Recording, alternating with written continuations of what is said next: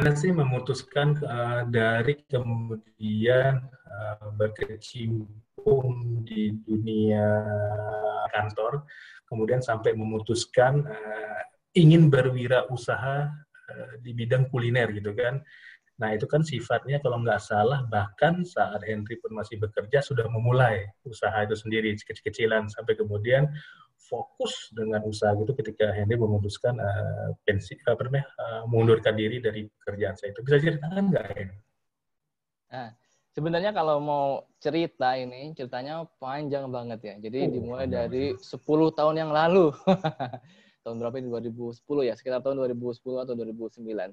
Jadi sebetulnya saat itu yang menginspirasi sekali itu adalah buku ya, sebuah buku gitu. Saat itu yang lagi rame itu bukunya Robert Kiyosaki. Nah, Rich Dad Poor Dad, kemudian ada Cash Flow Quadrant gitu kan. Dan di situ kan sering membahas gimana caranya kita keluar dari rat race gitu kan. Dibahas di situ, kemudian sampai satu titik kita berpikir, ternyata kok bisa ya ini kita dapat kita bisa punya penghidupan tanpa dari kantor gitu kan.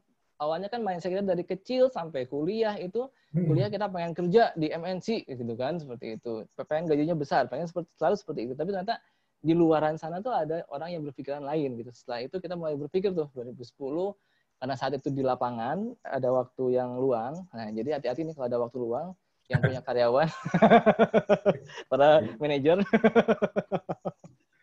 Nah, itu berawal dari situ mulai kita mengeksplorasi ide-ide bagaimana untuk memulai entrepreneurship kecil-kecilan.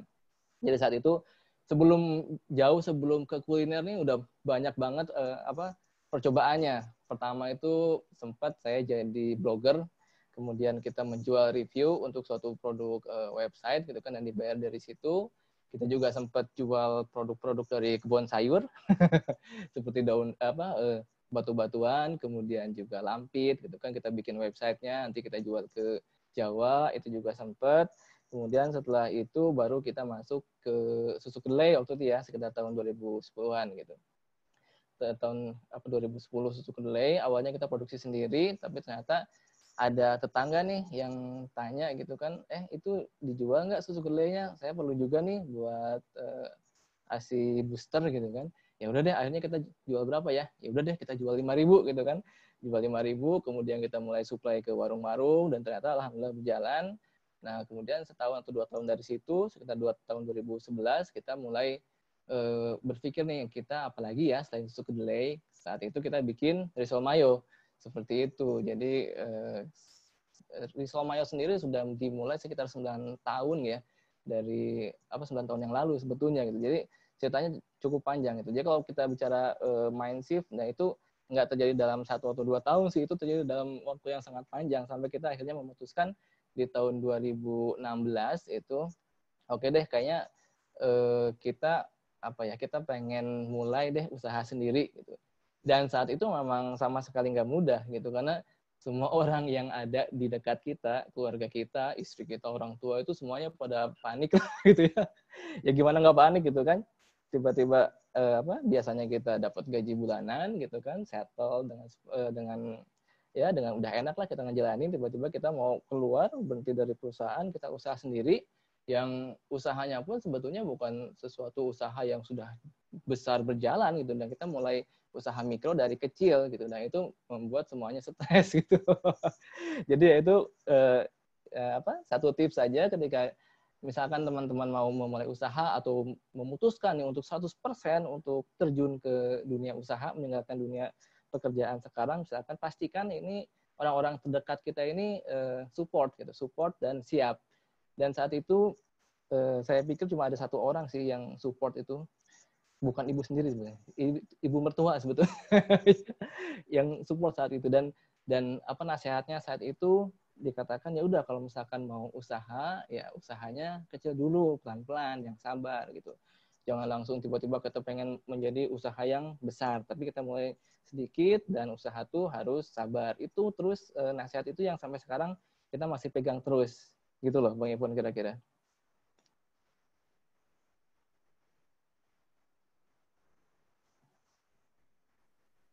Yes. Ya. Ya, mangga. Mm-mm. Ya, seperti itu sampai ya akhirnya 2016 kita putuskan oke deh kita akan beralih profesi dari asalnya kerja di kantoran, kita akan membangun usaha sendiri dari nol gitu. Seperti itu sih. Oke, menarik kan. Nah, kira-kira gitu kan pas awal memulai gitu kan, pas mungkin 1 dekade yang lalu, kenapa sih ambil kuliner gitu kan? Apakah memang itu memang hasrat dari dulu, saya pengen ke situ, ataukah memang situasi dan kondisi tanda kutip memaksa saya harus berkecimpung di kuliner gitu kan? Itu kan kadang-kadang ini juga jadi pertanyaan beberapa rekan ya, teman-teman saya, teman saya gitu kan. Ini saya bingung nih, saya juga pengen mulai berwirausaha, tapi saya nggak tahu nih mau berusaha apaan. Apakah kuliner, apakah misalnya jasa, ataukah bahkan misalnya perkebunan, kalau yang mau ekstrim atau peternakan gitu kan. Itu gimana sih Hen bisa sampai kemudian Henry memutuskan, oh saya insya Allah akan fokus di bidang kuliner dengan mungkin sekarang ada aktivitas-aktivitas lainnya. Oke.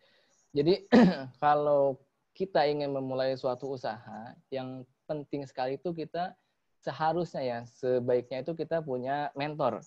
Mentor ini adalah seseorang yang sudah lebih dahulu menjalani usaha yang akan kita jalani. Jadi kita udah kebayang nih kira-kira setelah 10 tahun usaha kita akan berjalan seperti ini.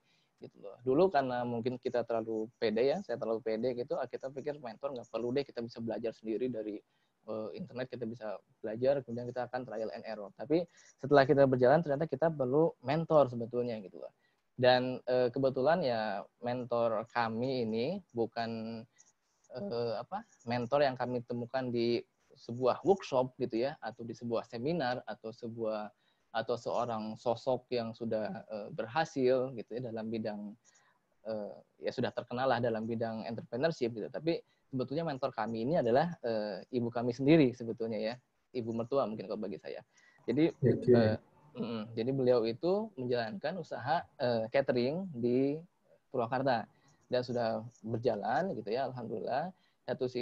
Ketika kita mudik nih, suka pulang kampung kan, kemudian lihat ke dapurnya gitu kan, banyak orang yang bekerja gitu kan, ada pesanan, kita mikir kayaknya kok asik ya gitu loh usaha kuliner ini gitu loh, kita bisa membantu banyak orang, kemudian juga hasilnya tuh real gitu, hasilnya tuh kita berikan berupa produk makanan yang bisa langsung dinikmati gitu, dan jadi value-nya tuh jelas gitu loh.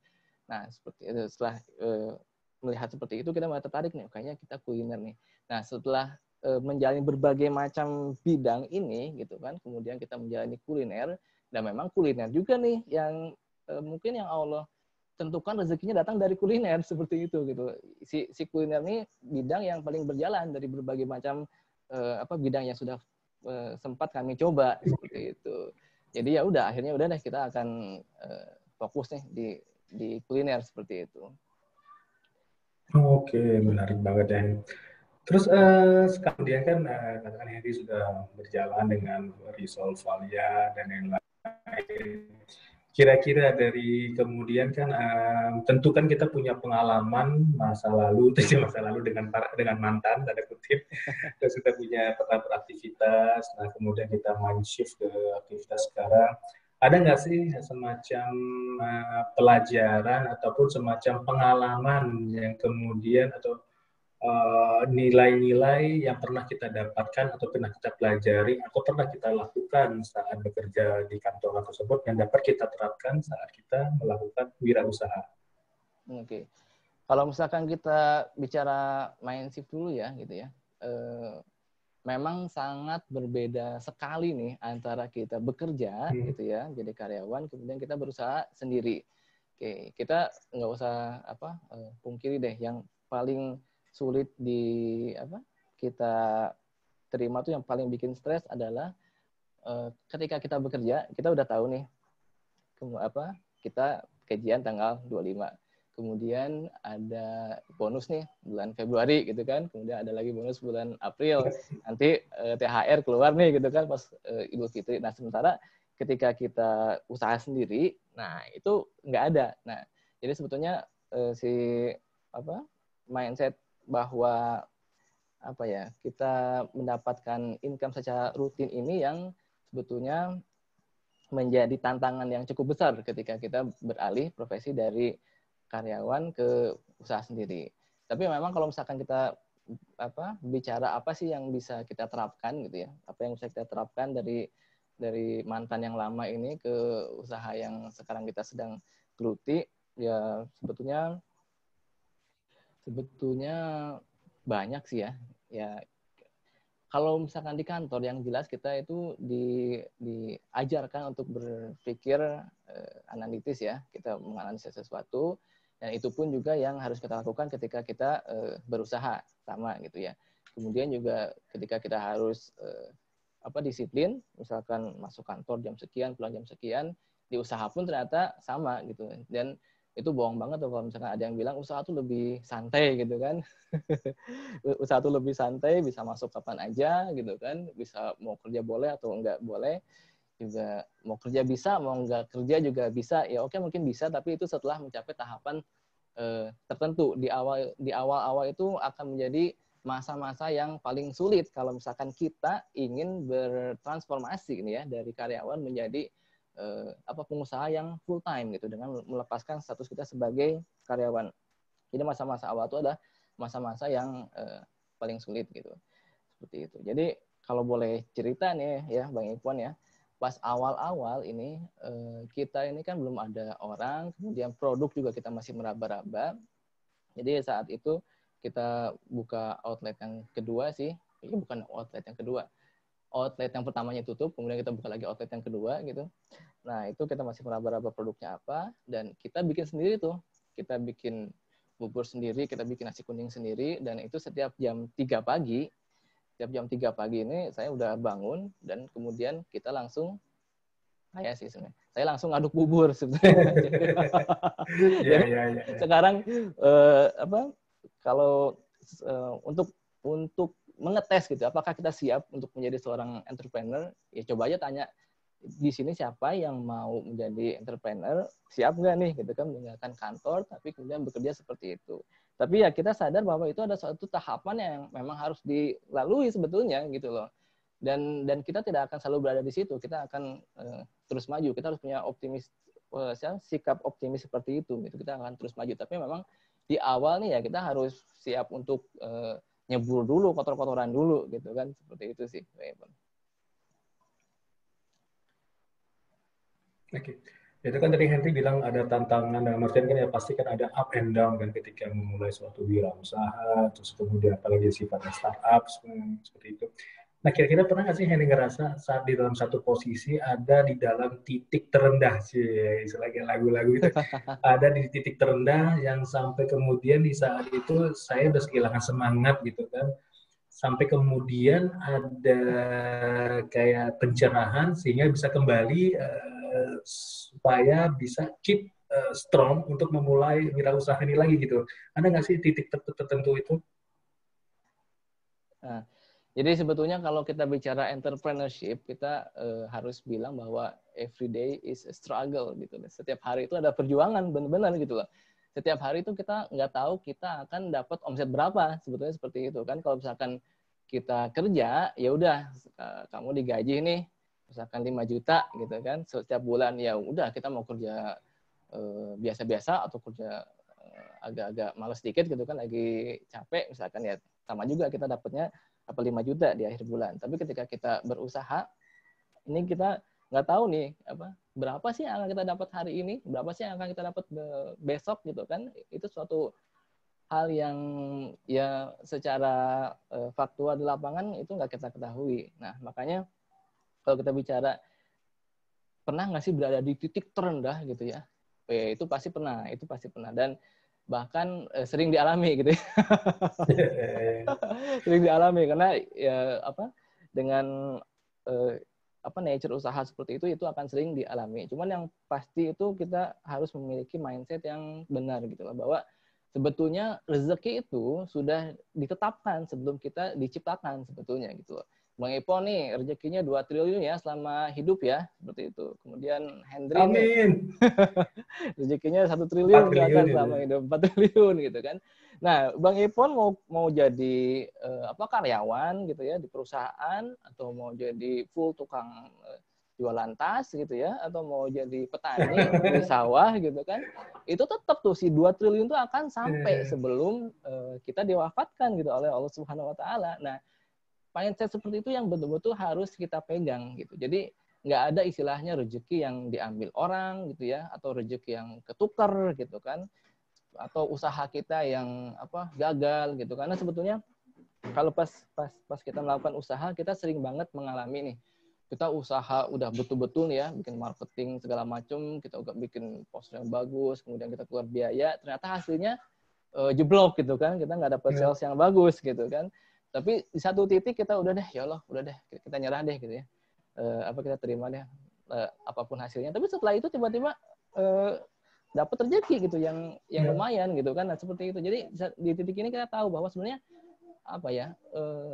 rezeki kita atau penghasilan kita itu bukan ditentukan oleh usaha kita sebenarnya. Usaha kita hanya akan menjadi jalan gitu loh.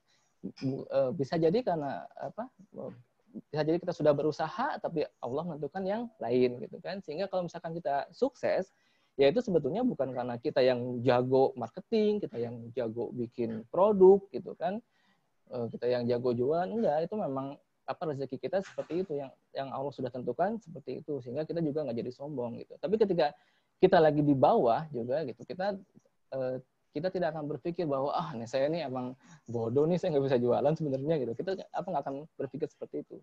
Kita akan tetap husnuzon kepada Allah, kita tetap berbaik sangka bahwa mungkin ini adalah suatu cobaan gitu ya, atau suatu ujian gitu, seperti itu. Dan yang perlu diingat sih sebetulnya, suatu musibah itu tidak terjadi melainkan karena sebab tangan manusia itu sendiri. Jadi misalkan ya, ketika kita lagi ditimpa kesulitan, misalkan usahanya lagi susah gitu ya, nggak untung-untung atau malah rugi, itu ingat-ingat dosa-dosa kita sebenarnya gitu. Kita punya dosa apa ya gitu ya? Kita punya dosa apa? Kita pasti tahu tuh, kita punya dosa A, B, C, D, E gitu kan. Kita tahu, ya udah kita istighfar aja, karena istighfar itu pembuka kunci rezeki sebetulnya. Jadi ketika kita usaha, pasti akan ada banyak saat di mana kita akan mengalami titik terendah gitu. Kita akan betul-betul merasa nggak berdaya banget lah gitu. Ya kita udah ngelakuin itu capek-capek, kita udah ngelakuin ini capek-capek, tapi nggak ada hasilnya gitu. Karena kalau misalkan kita kerja 8 jam sehari, kita pasti dibayar. Tapi kalau misalkan kita usaha, kita mungkin kerja 12 jam sehari, ya belum tentu dibayar gitu loh. Ya tergantung kembali ke kita mau nggak seperti itu. Tapi ketika kita berusaha, mungkin suatu saat ketika kita sudah dalam tanda kutip berhasil, kita nggak perlu bekerja pun kita masih bisa mendapat penghasilan seperti itu. Jadi ya terserah kita mau milih yang mana gitu. Dan kita tidak mengatakan satu profesi itu lebih baik daripada profesi yang lainnya. Itu akan tergantung pada individu kita masing-masing gitu. Ada yang cocok untuk menjadi seorang profesional di kantor gitu ya. Ada juga yang nggak kuat di kantor, dia pengennya usaha dan dia bagus di usaha gitu. Jadi itu akan kasus per kasus gitu. Begitu Bang Ipon.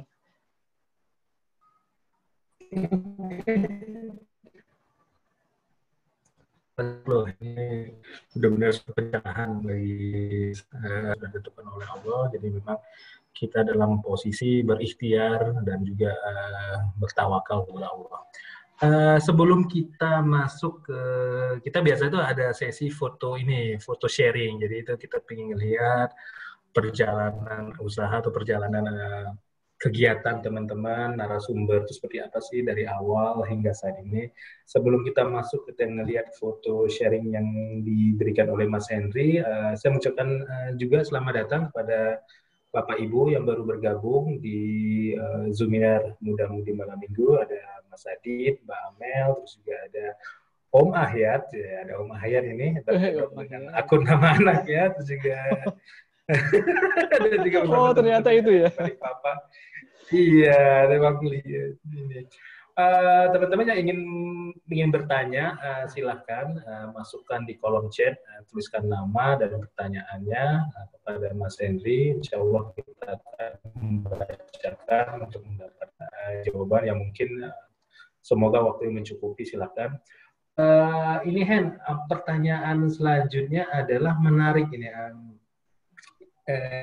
Ini kan ada dua nama, ada Nutribins, ada Valia Risol. Ini kan yang usaha yang Henry gelutisan ini ya. Itu apakah memang keduanya itu adalah memang tipikalnya dalam artian apakah usaha susu kedelai itu kemudian bermetamorfosa menjadi usaha risol ataukah dia segmennya terpisah itu? Ya, jadi kalau sebetulnya kalau kita lihat sih di sejarahnya gitu ya, emang di awalnya kita melakukan usaha ini kita bergerak di susu kedelai dulu, home industry susu kedelai itu kita bermain di sana karena memang saat itu demandnya sangat tinggi untuk susu kedelai itu. Dan kalau kita temui di jalan-jalan biasanya susu kedelai itu dijual oleh pedagang yang keliling gitu ya, yang mungkin para customer ini masih merasa ragu akan higienitasnya seperti itu. Apakah higienis nggak sih dibuat seperti itu? Gitu. Padahal demand-nya sendiri itu cukup besar. Jadi kita melihat di situ ada peluang nih sebenarnya kita masuk ke pasar susu kedelai, di mana kita bisa memproduksi susu kedelai yang dibuat secara higienis, kemudian tanpa pengawet, gitu, tanpa tambahan bahan kimia apapun, dan dibuat secara alami dan langsung disajikan kepada customer. Jadi intinya seperti apa? Ketika kita mengkonsumsi Nutribins itu seperti mengkonsumsi susu kedelai produksi dapur sendiri. Nah itu intinya seperti itu. Tapi kemudian kita mulai berpikir lagi untuk melakukan diversifikasi usaha gitu ya. Karena memang suatu usaha itu nggak bisa statis ya, kita harus selalu berpikir terus kira-kira apalagi sih yang bisa kita buat gitu ya. Kemudian kita mulai membuat risol mayo ini. Risol mayo ternyata juga ya alhamdulillah gitu kan, banyak ibu-ibu yang suka gitu ya, banyak tetangga yang suka juga, kemudian alhamdulillah berjalan. Nah setelah itu kita masuk sebetulnya ke nasi bakar. Kita ada nasi bakar ayam dengan nasi bakar tuna saat itu kan. Dan ya selanjutnya kita mulai buka outlet dan sebagainya. Jadi sebetulnya yang tadi pilihan yang pertama ya, itu bermetamorfosis gitu ya, dari susu kedelai kemudian kita masuk ke Valia Risol seperti itu. Jadi setelah di Valia Risol kita mulai bermain di kopi, kita mulai bermain di Thai tea gitu. Kemudian kita mulai bermain di makanan berat seperti nasi liwet, kemudian ikan bakar gitu kan, ayam kampung atau paru goreng seperti itu. Jadi ya itu merupakan bagian dari perjalanan usaha sih Bang Ipwan seperti itu. Ini di share screen kelihatan kan ya? Iya. Ya. Kelihatan. Nah, ini kan ada Valia Risol, Valia, sahabat sejati. Valia itu dari nama apa ya? Valia itu aku cari Valia, Henry Ferdiansyah, nggak nyambung. Apa itu? Itu nama itu dari mana deh? Agak unik, nama Nutribins, nama Valia. Itu menemukan nama-nama itu, misalnya apakah perlu perenungan lagi atau tiba-tiba terinspirasi oleh satu hal? Karena penting loh, branded atau nama market itu yang memang unik itu penting buat usaha seperti ini. Ya, betul banget tadi yang disampaikan Bang Ipwan bahwa nama itu penting ya. Jadi kalau misalkan nanti teman-teman juga mau memulai usaha, pastikan kita memiliki nama yang tepat. Nama yang tepat itu seperti apa sih? Ya salah satunya yang mudah diingat gitu ya, yang cukup familiar seperti nama Valia ini kan nama orang Indonesia kan gitu loh. Bukan bukan nama orang Prancis misalkan yang susah-susah gitu kan. Tapi kalau misalkan kita ngomong Valia, Valia mudah dilafalkan juga dan mudah diingat seperti itu. Sebetulnya waktu itu sih ini nama dari istri sebetulnya Bang Ipon, yang suka cari-cari nama nih istri sebetulnya. Jadi Nutribins juga saat itu terus terang kita saat itu lihat model baju anak itu mereknya Jumping Beans gitu kan. Ketika kita mau bikin susu kedelai, kayaknya kita susu kedelai bernutrisi nih, Nutribins deh kayaknya gitu kan. Nah, terus kalau si Valia sendiri sebetulnya bukan diambil dari nama siapa-siapa, memang kita ingin bikin nama sendiri. Dan simple sih kalau ditanya alasannya kenapa, waktu itu kita lagi lihat minyak goreng namanya Sania gitu ya. kita pikir kayaknya memang perlu nama-nama kayak gini deh. Apa ya kira-kira? Ya udah Valia deh. Gitu. Nah, akhirnya ya si Valia itu dipakai gitu. Tapi ya intinya itu sih, kalau kita mau pakai sebuah nama ya usahakan itu nama yang cukup membumi lah gitu, yang memang terbiasa dan merupakan bagian dari bahasa kita gitu. Ya, ya, ya, menarik. Oke. Terus ini kan kemudian Henry tadi bercerita bermetamorfosis, berdiversifikasi metamorfosis. Maksudnya berdiversifikasi ya. Nanti kita kan lihat nih foto-fotonya menarik banget ya perjalanan hidupnya. Tapi kita ingin lihat nih sudut pandang dari Valia ini, maksudnya berarti fokus awal tuh di risol, kemudian mengekspan sampai kemudian ada menu makanan berat berarti ya. Itu tuh ketika Henry memutuskan saya tuh pengen jumping tidak hanya di risol, tapi saya juga pengen jumping ke arah kuliner berat. Dalam artian kan ada nasi liwet, ada nasi ada ayam kampung bakar ya, kesukaan saya itu kan. Nah, itu tuh keputusan sampai kemudian melakukan diversifikasi dalam arti tidak hanya fokus ke risol, mayo, tapi fokus ke yang lain itu.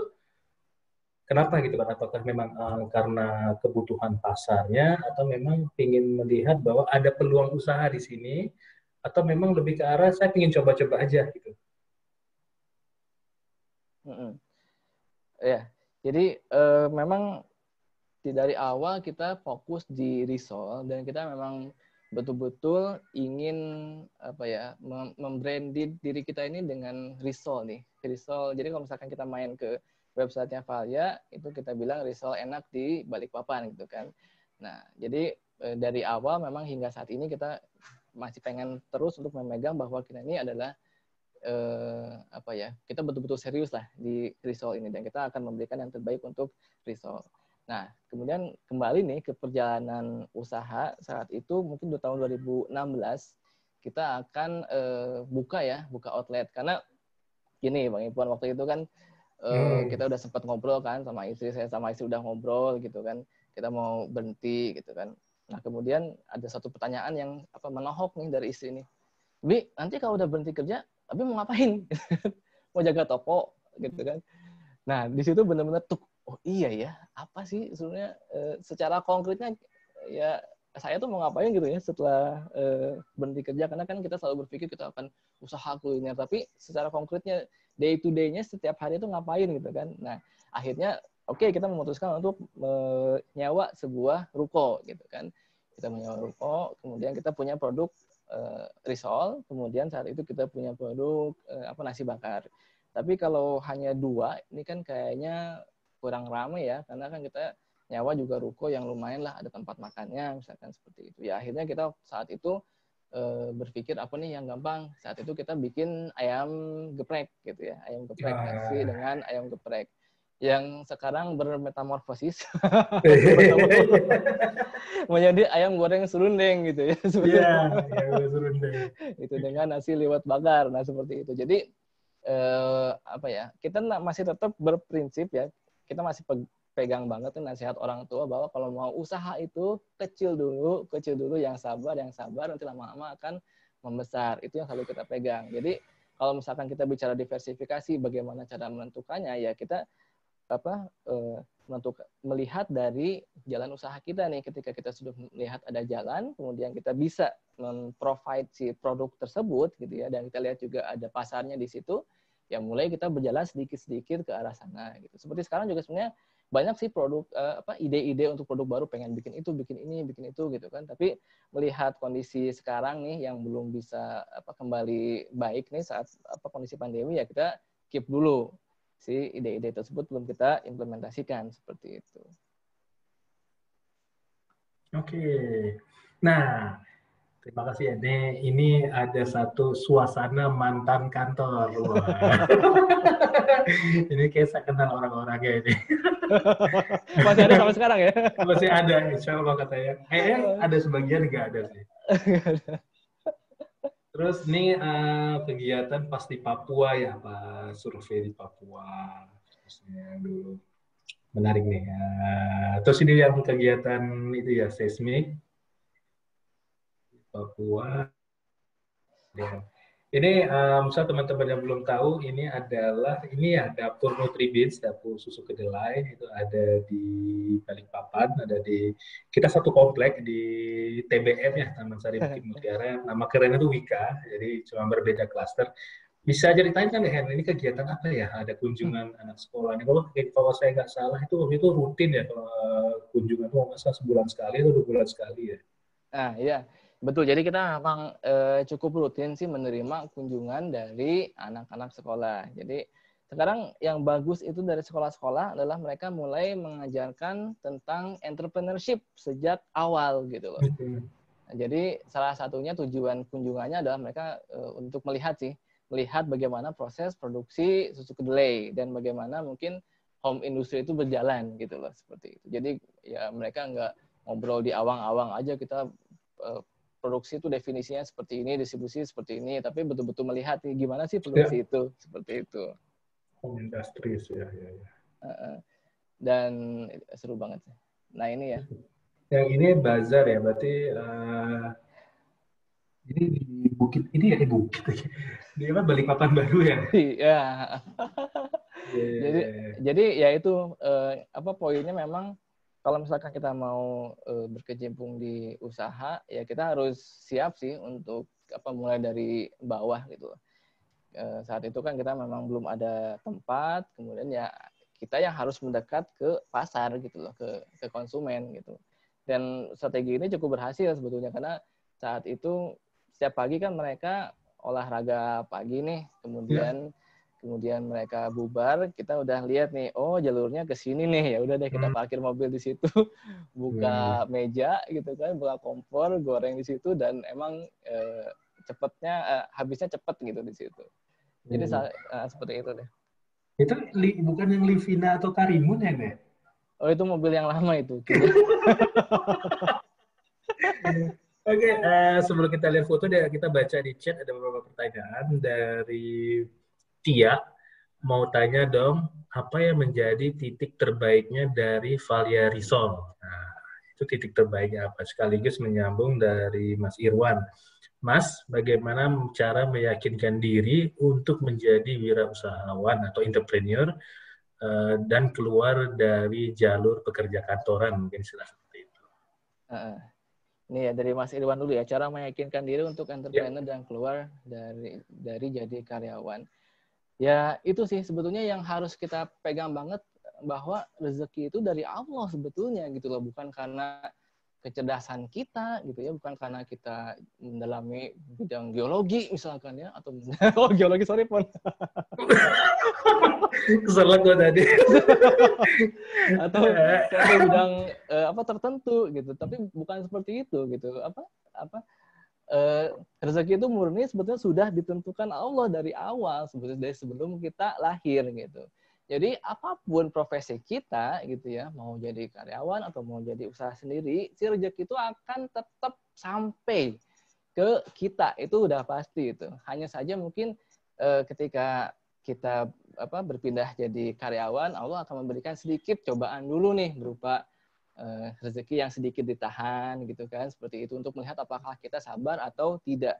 Cuman yang penting di sini adalah sebenarnya bukan antara jadi karyawan atau jadi entrepreneurship gitu, bukan seperti itu yang penting, tapi pertanyaan kenapa sih gitu loh. Kalau misalkan kita pengen jadi entrepreneurship, kita harus bertanya kenapa sih gitu. Kenapa kita pengen jadi entrepreneurship? Kalau misalkan jawabannya saya pengen punya uang lebih banyak dengan entrepreneurship, tapi saya pengen punya waktu luang nih yang lebih besar. Nah itu saya sendiri agak-agak nggak yakin kalau jawabannya seperti itu gitu, karena nanti yang akan kita hadapi justru kita akan setiap hari gitu ya bergelut untuk mengatasi masalah finansial misalkan. Kemudian atau setiap hari juga kita malah pekerjaannya jauh lebih sibuk daripada ketika kita jadi karyawan. Itu yang akan dihadapi di tahap-tahap awal ketika kita berusaha. Makanya mungkin kenapa judul ini juga judul ngobrol kita malam ini dikasih judul apa yang terjadi ketika kita berhenti jadi karyawan. Sebetulnya itu pertanyaan saya dulu 4 tahun yang lalu gitu, dan saya berharap coba sih ada yang ngasih tahu deh siapa yang udah pernah jadi entrepreneur dan udah bisa bertahan di situ, pengen ngasih tahu seperti apa sih sebetulnya gitu loh.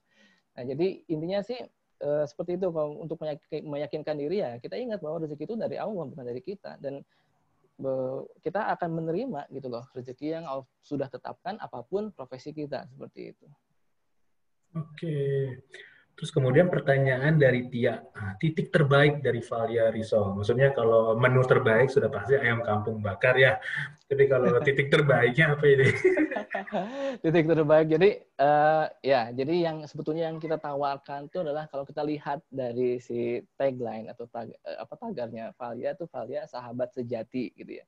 Jadi kita ini sebenarnya pengen jadi sahabat sejati. Kita tuh bukan pengen intinya kita bukan pengen jualan balang dan bukan mencari profit, tapi kita berusaha untuk memberikan value buat customer kita gitu. Kita berusaha untuk memberikan manfaat. Kita tahu kan kalau misalkan sahabat itu berarti teman kita buat ngobrol, teman kita buat curhat, kalau misalkan kita ada kesulitan gitu ya. Kita datang ke sahabat, gitu ya, teman nebeng gitu kan. Mungkin kalau lagi nggak ada duit juga minjam sebentar ke sahabat gitu kan. Nah, hal seperti itu. Jadi kalau ditanya titik terbaik, ya kita ini berusaha banget gitu untuk menjadi sahabat deh buat sobat-sobat Valia semua gitu. Makanya kita kalau misalkan di Instagram, kita di Facebook, kita selalu bilang sobat Valia, sobat Valia, sobat Valia, karena memang semangatnya itu kita ingin menjadi sahabat di situ. Itu sebenarnya yang menjadi titik terbaik ya, yang kita coba banget gitu ya untuk menjadi titik terbaik dari Valia itu sendiri. Luar biasa. Sebelum kita berlanjut ke pertanyaan berikutnya, seperti biasa kita lihat foto dulu. Nah, ini adalah outlet pertama tahun 2014. Ini di mana ya? Di Gunung Kawi nih, Balikpapan nih. Oh, aku tuh mikir selama itu outlet pertama itu adanya di Wika, di BL. Oh, bukan. Itu dapurnya berarti ya? Ya, jadi enggak, itu setelah yang di Gunung Kawi baru buka yang di Wika. Oh, oke. Ya. Oh, ini pertama itu di Gunung Kawi. Gunung Kawi. Ya. Ini boleh cerita sedikit nggak tentang ini nih? Mangga, silakan. Jadi 2014 saat itu saya masih kerja sih mungkin di lapangan ya, masih kerja di lapangan, kemudian hanya ada istri, dan kita saat itu berpikir mungkin seperti kebanyakan orang yang masih bekerja, kita pengen punya usaha, ya sudah kita punya tempat, kita simpan karyawan dan itu berjalan gitu lah. Nah itu ternyata nggak bisa seperti itu. Gitu. Ini 1,5 tahun lah kita buka ini gitu ya. Ya ternyata memang usaha itu memang betul-betul harus kita pegang sendiri, kita harus betul-betul rawat sendiri gitu kan. Apalagi di tahap-tahap awal gitu. Dan kemudian dari segi posisi, kalau kita tahu Gunung Kawi itu kan jalannya sebenarnya ramai ya. Ramai banget, trafiknya sebetulnya besar sekali, tapi nggak ada tempat parkir. Nah, itu dia. Makanya kalau kita lihat sekarang restoran-restoran besar itu rasio tempat makan dengan tempat parkir ya pasti akan jauh lebih besar tempat parkir gitu ya. Karena di situ memberikan akses yang mudah bagi customer itu ternyata penting sekali, dan itu nggak kepikiran gitu sama kami pas di awal-awal itu, asal lihat tempatnya ramai deh pasti orang akan berhenti. Ternyata kalau misalkan mereka nggak tempat parkir ya mereka juga nggak akan bisa berhenti. Nah sebenarnya kan hal-hal yang simpel gitu ya, hal-hal yang simpel seperti itu yang tidak terpikir di awal, nah bisa mengakibatkan sebetulnya kerugian dalam tanda kutip ya puluhan juta sebetulnya gitu kan dari pembukaan outlet yang tidak optimal gitu, tapi ya masih banyak pengalaman yang bisa digali dari situ gitu. Ya, oke, menarik. Ini outlet pertama, terusnya ini ya bisnis day itu sama kayak bazar itu ya, berarti ya di IGS ini ya. Ya, jadi kita supply produk untuk anak-anak, jadi mereka akan berperan menjadi penjual gitu ya, penjual makanan, yang belinya ya orang tuanya gitu. Makanya kita senang banget kalau supply ke sini karena pasti makanannya habis.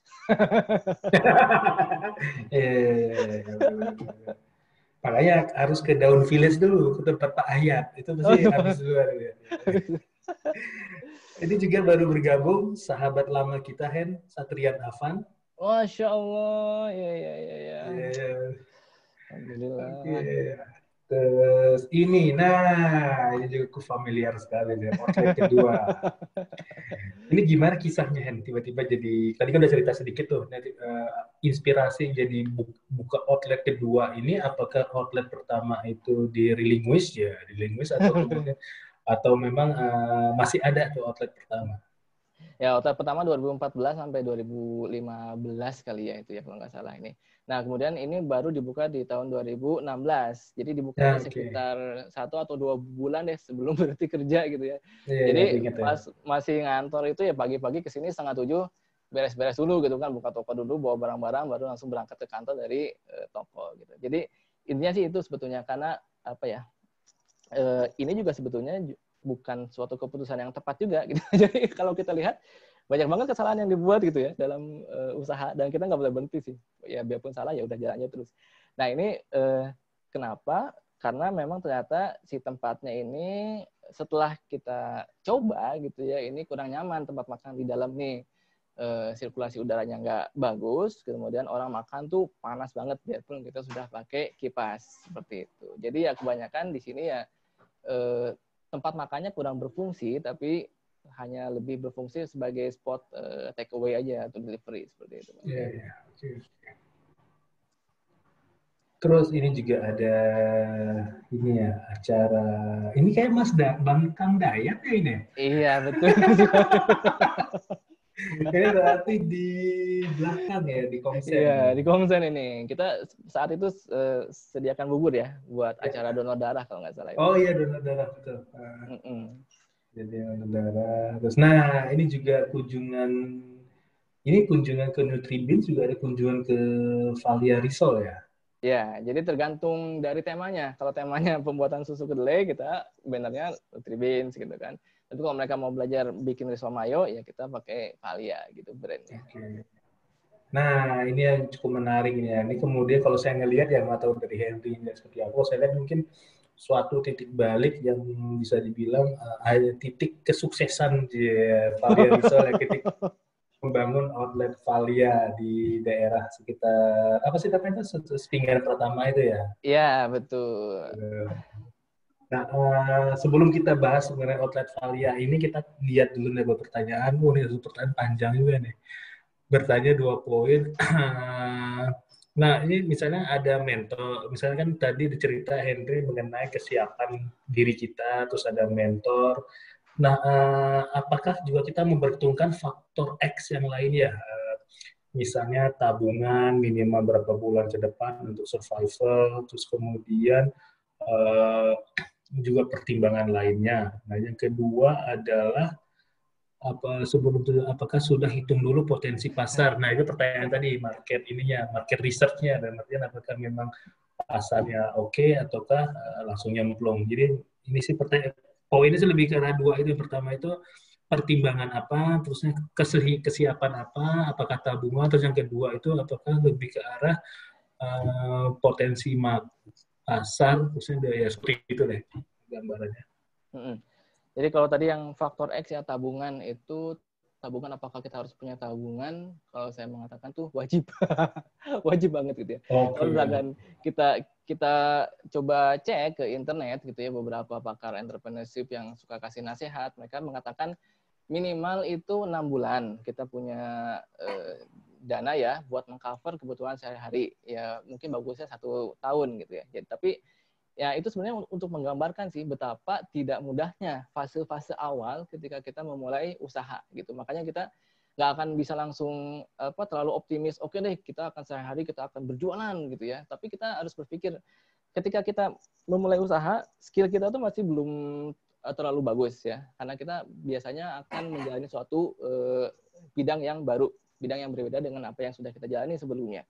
Nah, kemudian yang kedua juga customer kita itu masih sedikit sebetulnya gitu loh.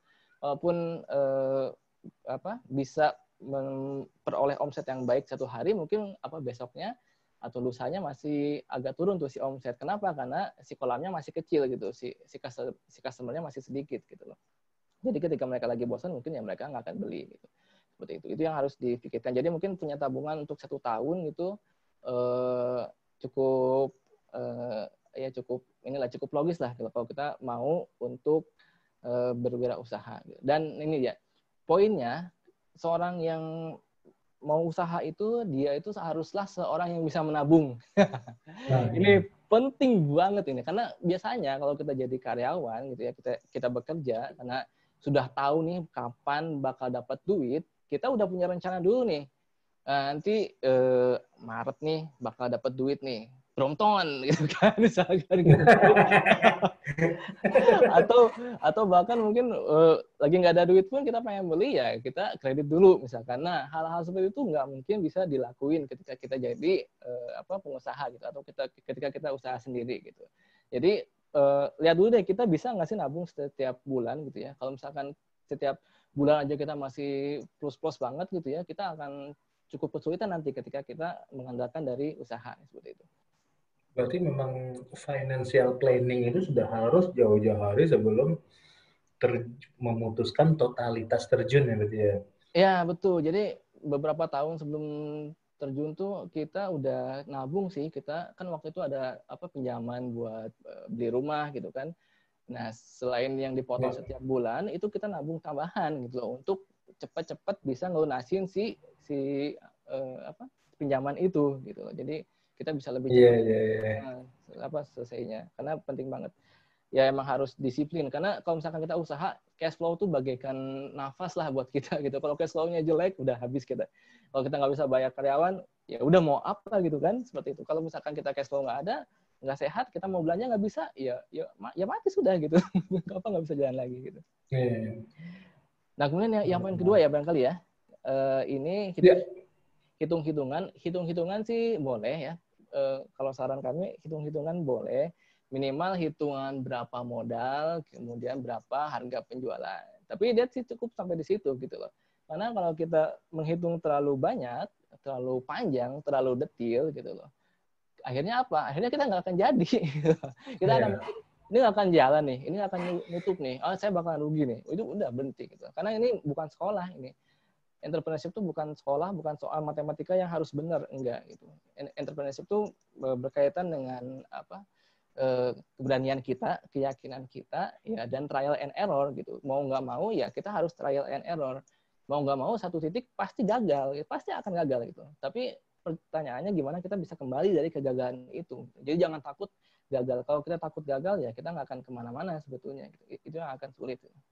Jadi hitung-hitungan boleh ada, kita tahu marketnya siapa gitu kan, kita boleh melihat secara cukup kualitatif deh gitu ya. Nggak usah terlalu detail banget, tapi ya udah jalan aja, jalan, jebret gagal ya kita coba lagi. Makanya tipsnya ketika kita mulai usaha jangan terlalu pede dengan menggelontorkan modal yang besar di satu bidang gitu. Coba kecil dulu, coba keluarin. Kalau misalkan balik terusin, kalau misalkan gagal ya udah kita masih bisa hidup kan, kita masih bisa makan gitu.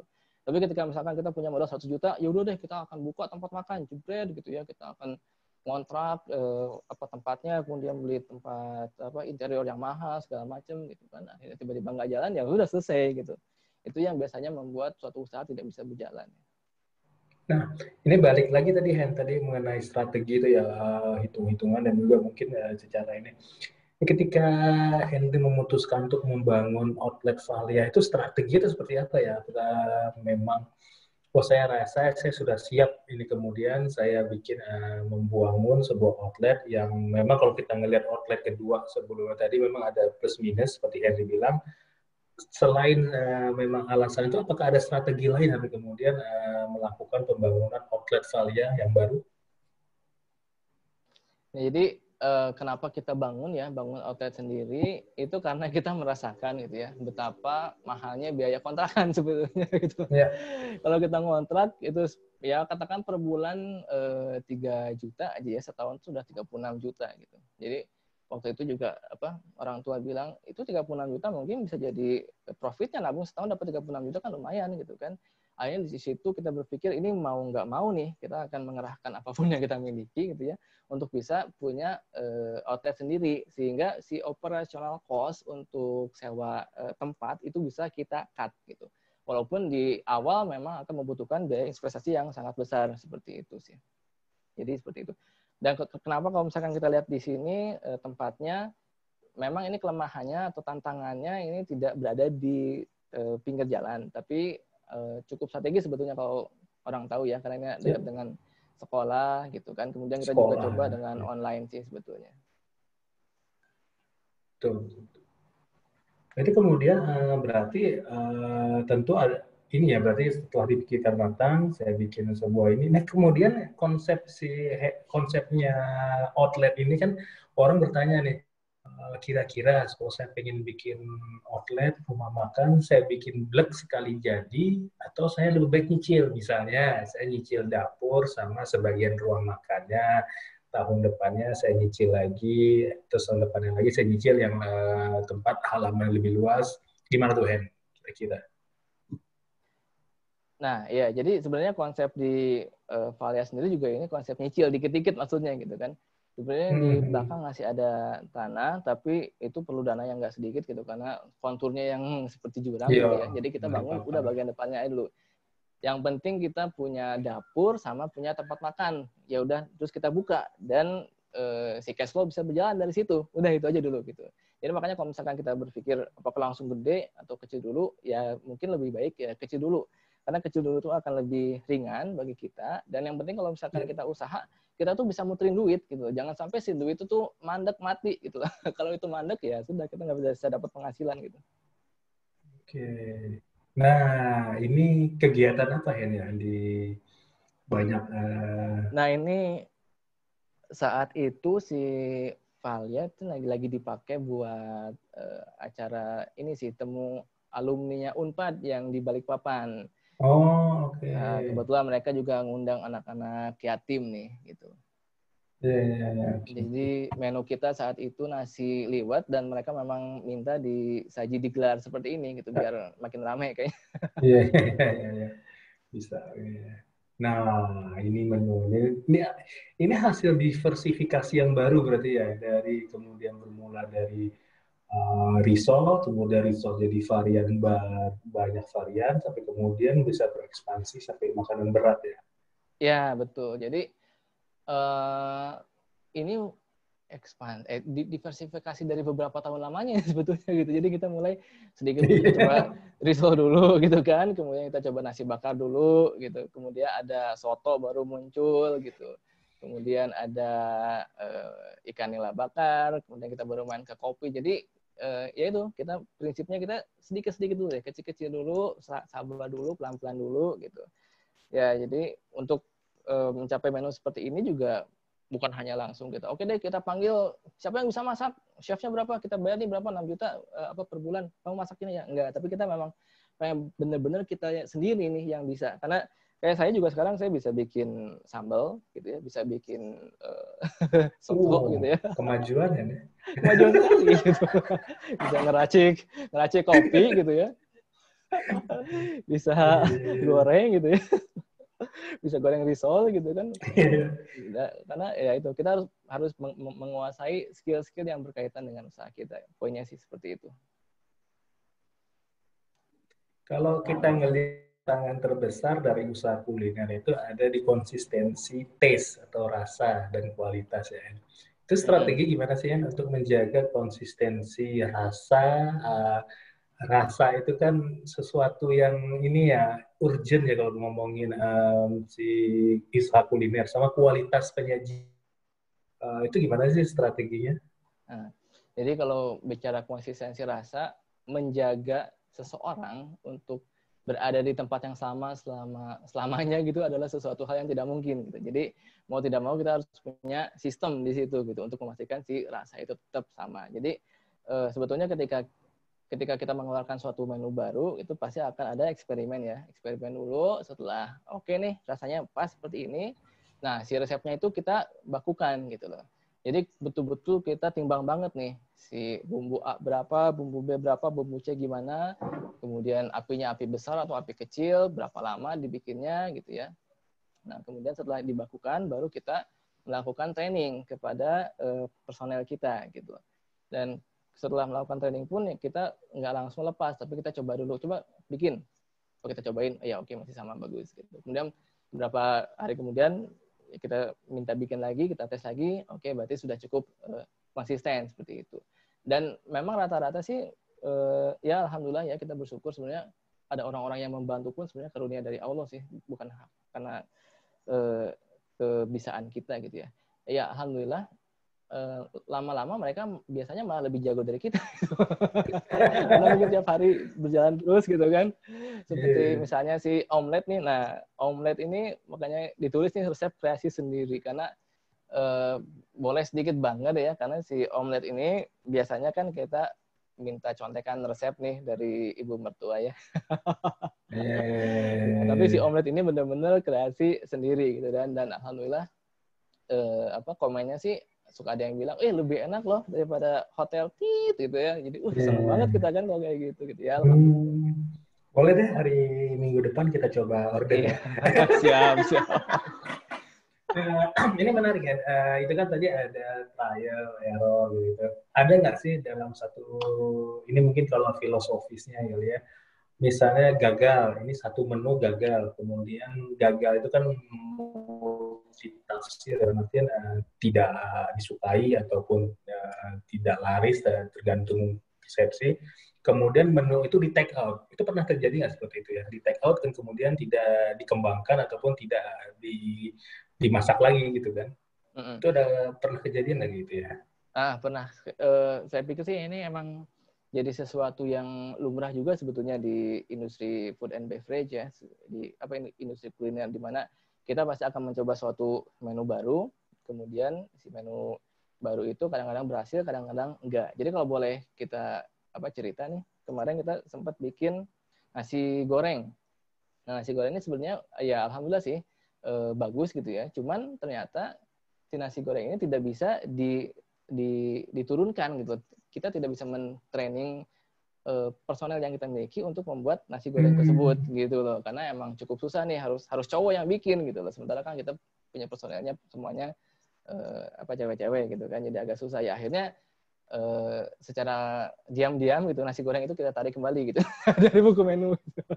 Oke. Seperti itu sih kira-kira. Okay. Nah, sebelum kita baca pertanyaannya, ini menarik nih slide yang ini nih. Ini istilahnya kalau di perusahaan tuh CSR ya, Corporate Social Responsibility. Kalau ini mungkin CSR, ini bisa diceritain nggak sih, Hen? Ini kan kalau misalnya kita ngelihat ya kondisi sekarang juga ada pandemi, dan kalau nggak salah Valia juga menggalang kayak donasi ya buat ojol lah saat itu ya. Terus kemudian ada donasi Jumat Berkah lain. Bisa diceritain nggak sih? Ya, sehingga juga teman-teman yang lain juga terinspirasi bahwa melakukan usaha itu tidak hanya untuk keuntungan sendiri, tapi juga bermanfaat buat masyarakat dan juga lingkungan sekitar. Ini seperti apa ini si program donasi Jumat Barokahnya dari Valia? Jadi pertama-tama ini bukan donasi dari kami. Jadi kami hanya menampung ya. Kita menampung kepada teman-teman, kemudian kepada customer juga siapa yang ingin berpartisipasi dalam program donasi Jumat Barokah. Jadi kami menyediakan bisa ada paket nasi kotak atau paket sembako. Serta sekarang kami juga menampung pakaian bekas yang layak pakai gitu loh, seperti itu.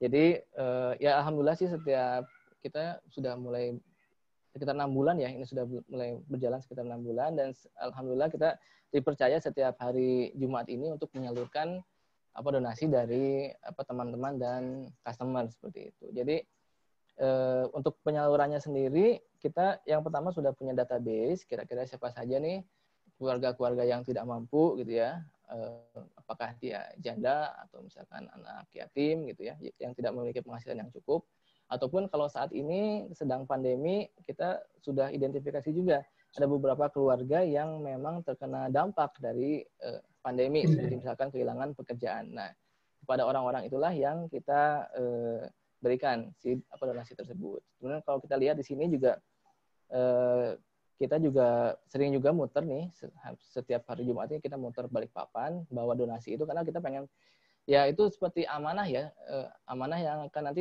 dipertanggungjawabkan sampai ke akhirat gitu loh, bahwa kita dititipi buat menyalurkan donasi, kita harus salurkan ke orang yang tepat. Jadi kita sering muter ke Balikpapan setiap hari Jumat tuh insya Allah, dan target utama sih pemulung sebetulnya, pemulung seperti yang digambar ini, ada pemulung yang mereka ini anak-anak semua gitu loh. 3 bersaudara, anak-anak semua, saat itu hujan, yang anak anak yang paling kecil ini sampai menggigil gitu, sampai menggigil kedinginan gitu kan. Seperti itu, Masya Allah gitu ya. Tapi ketika kita banyak berinteraksi seperti itu, kita jadi betul-betul bisa merasa bersyukur gitu loh. Betapapun kesulitan yang kita hadapi, ternyata dibandingkan dengan orang lain, kesulitan kita tuh nggak ada artinya apa-apa gitu. Jadi ya itulah salah satu hikmah gitu ya, ketika kita berusaha untuk ya mencobalah untuk berbuat baik gitu ya, yang ya kita pun akan mendapat manfaatnya seperti itu, Bang. Jadi prinsipnya tidak melihat ke atas, tapi juga melihat ke bawah ya ini Ya, betul sekali gitu. dan berempati ya. Mm-mm. Terus kalau kita ngomongin pandemi ya, ini mungkin pertanyaan klasik ya, dan mungkin udah sering ditanyakan. Impact-nya apa sih yang dihadapi oleh Valia kalau misalnya kita ngomong pandemi ya? Impact-nya kan bisa ada dua ya, apakah positif ataukah negatif. Kira-kira gambaran aja sih, apa sih positif dan negatif dari pandemi ini yang kemudian dihadapi oleh Henry dan juga para pegawai, ataupun juga dari konteks Valia itu sendiri. Jadi memang kita ketahui bersama si masa pandemi ini adalah masa yang tidak mudah sih bagi sebagian besar pelaku usaha. Ya dikatakan sebagian besar karena masih ada beberapa yang masih bisa bertahan bahkan berperforma lebih baik misalkan dari pertanian, perkebunan atau yang menyediakan sembako seperti itu ya. Tapi kalau misalkan dikatakan impact-nya kepada Valia tentu saja sangat berimpact karena untuk offline traffic sendiri gitu ya, pengunjung yang datang ke toko itu kita sebetulnya berasal dari sekolah sebetulnya.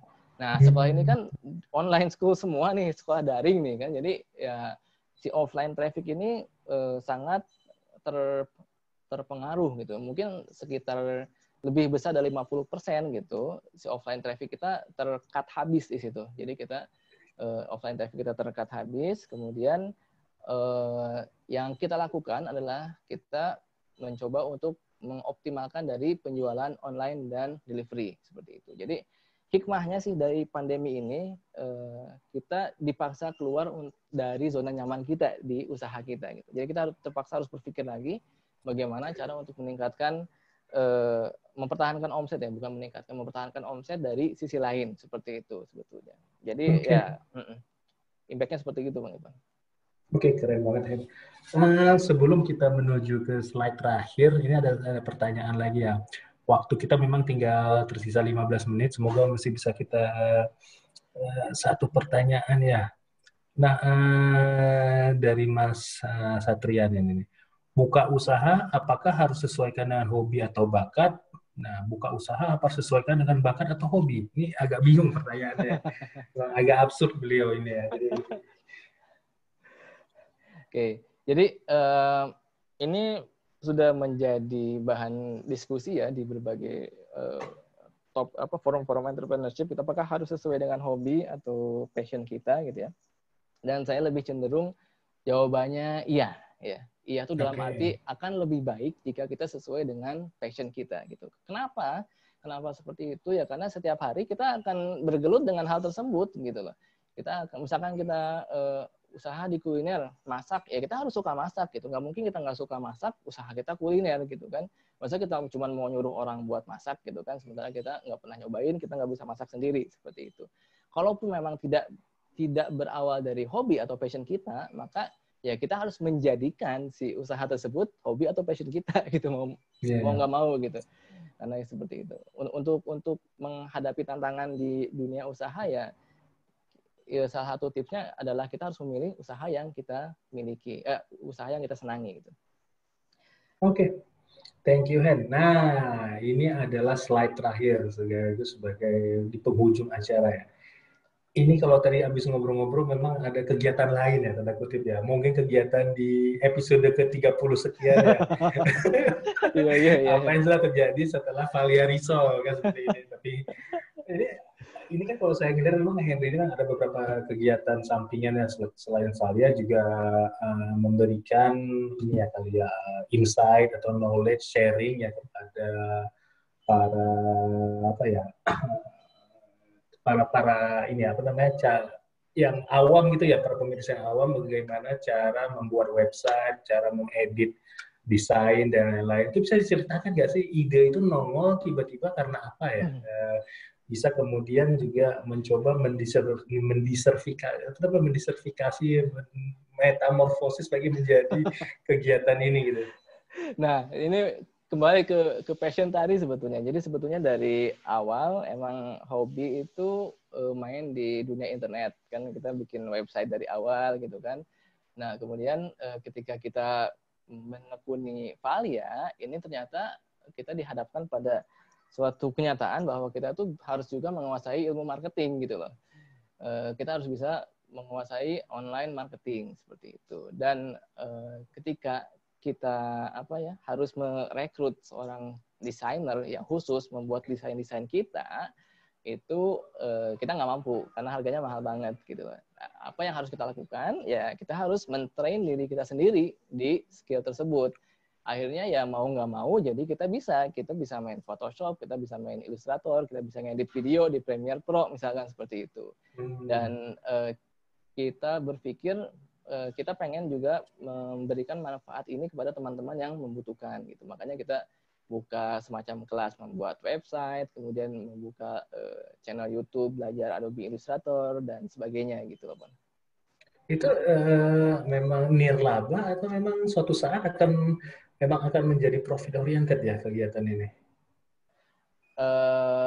Ya sebetulnya namanya entrepreneur tuh ujung-ujungnya juga harus profit oriented. Penting soalnya kan nanti kan kita kan kalau ada konsultan kan nanti kan bisa ke Henry gitu kan.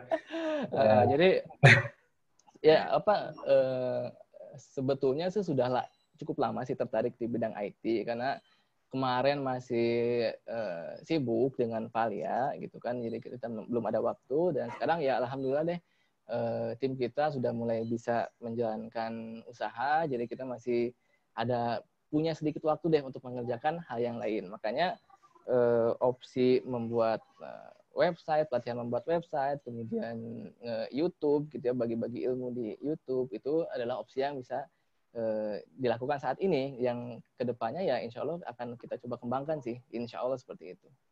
Ovisu itu nama brandednya atau? Ya, Ovisu ini ceritanya beda lagi sebetulnya gitu. Jadi ini kerjasama sih, kerjasama dengan seorang sahabat juga di Balikpapan. Jadi dia ini seorang programmer, dan akhirnya kita oke deh kerjasama. Jadi saya kebagian untuk membuat brandingnya lah, membuat branding dari Ovisu ini. Sebetulnya Ovisu ini adalah software untuk menghandle sistem keuangan dan inventory di perusahaan seperti itu. Inventory ya, menarik. Oke. Ya sih Hen, kalau memang kita ngelihat sejak beberapa tahun lalu ya, kalau di tempat perusahaan mantan memang kalau kita ngobrol tuh connect karena memang selera teknologinya sama gitu kan. Jadi dan ternyata memang alhamdulillah banyak orang bisa dan ini ya passion dan bidang teknologi itu. Terakhir kita ngomong itu soal itu ya, Microsoft Surface Pro ya kalau nggak salah ya. Iya betul, itu mimpi yang belum terwujud itu ya. Oke, demikian episode kita malam hari ini. Terima kasih banyak buat teman kita Mas Henry Ferdiansyah yang sudah memberikan insight ya, pengalamannya, terus kisah inspiratifnya selama dari kemudian bermetamorfosis dari mungkin pekerja kantoran sampai menjadi wirausaha di ruang kuliner, terus perjalanan.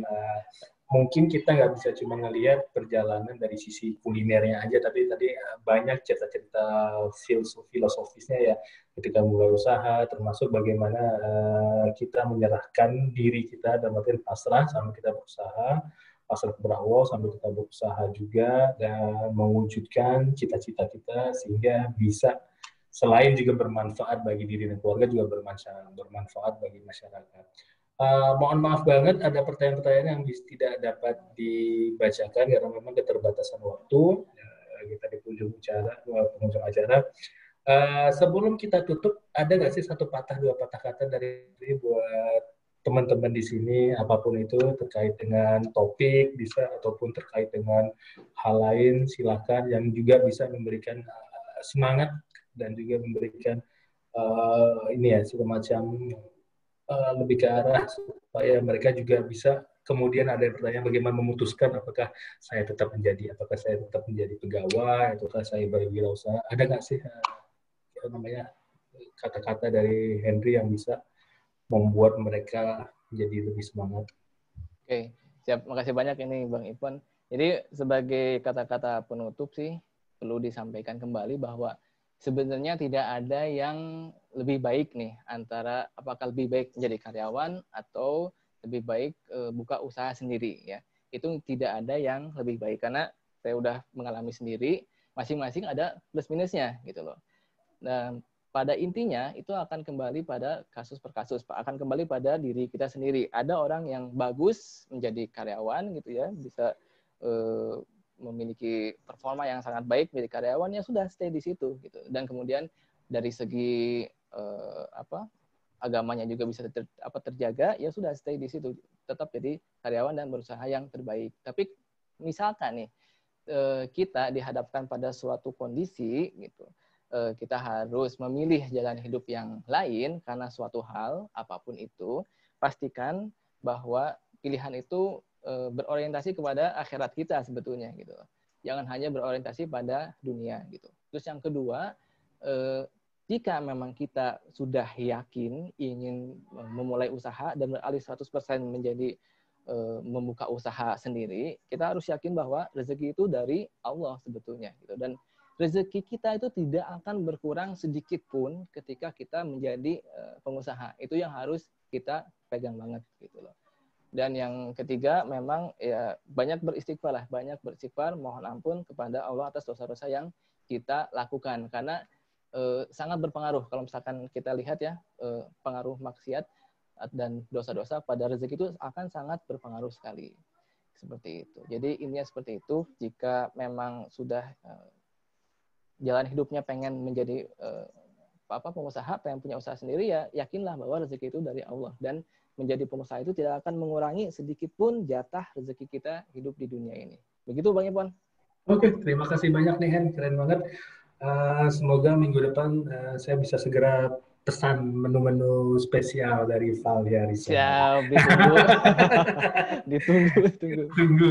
Oke, terima kasih Bapak Ibu, teman-teman sekalian yang ada di seluruh dunia. Kayaknya peserta kita tidak hanya di Indonesia, ada beberapa yang berada di luar negeri karena ini kegiatan Jalar, jaringan alumni luar negeri. Terima kasih banyak atas atensi dan partisipasinya. Sampai dengan acara selesai. Nantikan kita 2 minggu lagi akan ada episode berikutnya dengan narasumber yang juga keren-keren, yang juga akan men-share bagaimana perjalanan hidup dan kisah inspiratifnya. Terima kasih semua, terima kasih Mas Henry atas kesediaannya menjadi bintang tamu kita malam hari ini. Terima kasih. Wassalamualaikum warahmatullahi wabarakatuh. Waalaikumsalam warahmatullahi wabarakatuh.